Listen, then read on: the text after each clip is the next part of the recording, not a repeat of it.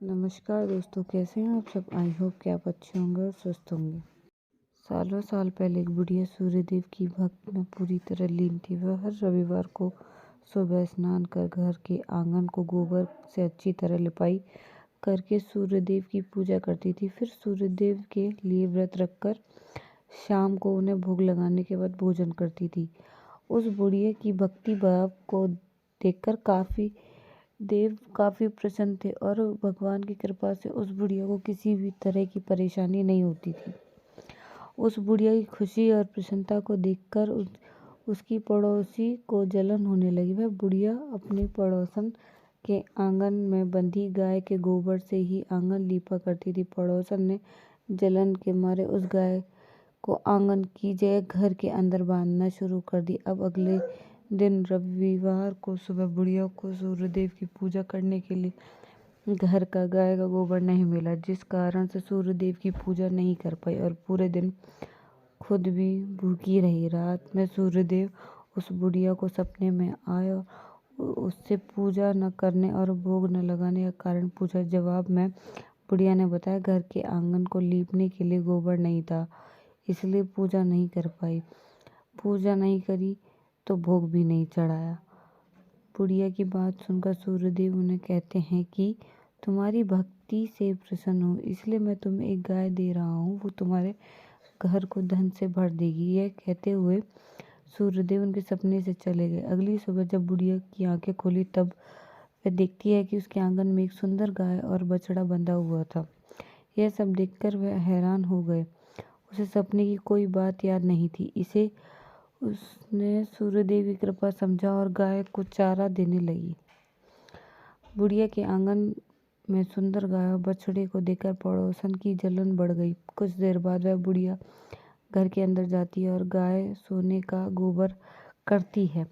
यह देखकर पड़ोसन चौंक जाती है और उसने गोबर को उठाकर अपने घर ले जाती है और अपनी गाय के गोबर को अपनी आंगन में रख देती है।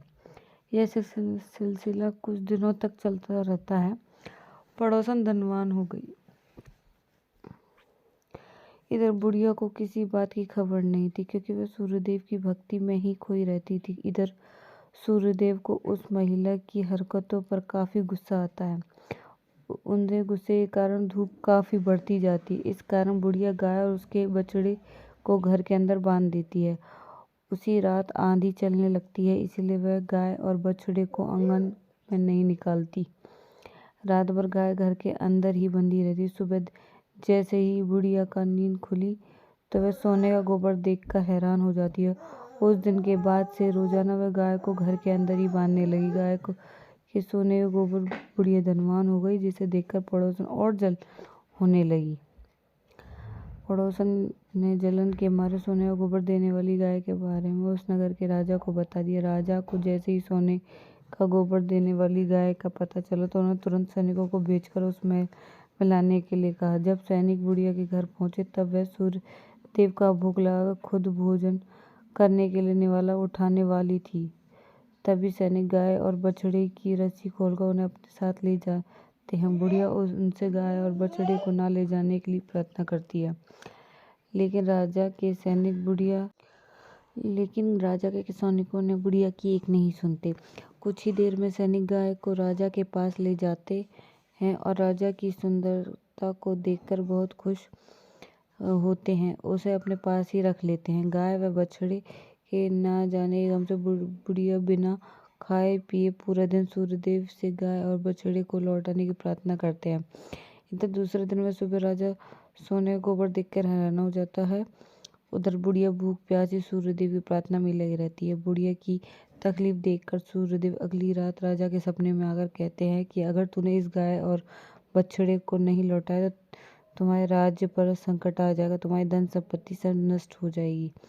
सूर्यदेव की बात सुनकर राजा को नींद टूट जाती है और दूसरे ही दिन सुबह बुढ़िया को गाय और बछड़ा लौटा देते हैं। साथ ही उसे कुछ धन भी देते हैं और उसकी पड़ोसन को सजा देते हैं। सूर्यदेव की इस चमत्कारी गाय और बुढ़िया पर उनकी कृपा को देखकर राजा ने पूरे नगर में लोगों को हर रविवार सूर्यदेव की पूजा करने का व्रत रखने के लिए कहते हैं।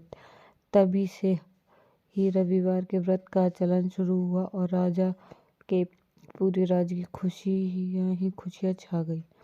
कहानी से सीख ये मिलती है कि दूसरे के प्रति द्वेष भाव रखने से खुद ही की ही हानि होती है। जीवन में जितना हो सके सामने वाले की मदद करनी चाहिए।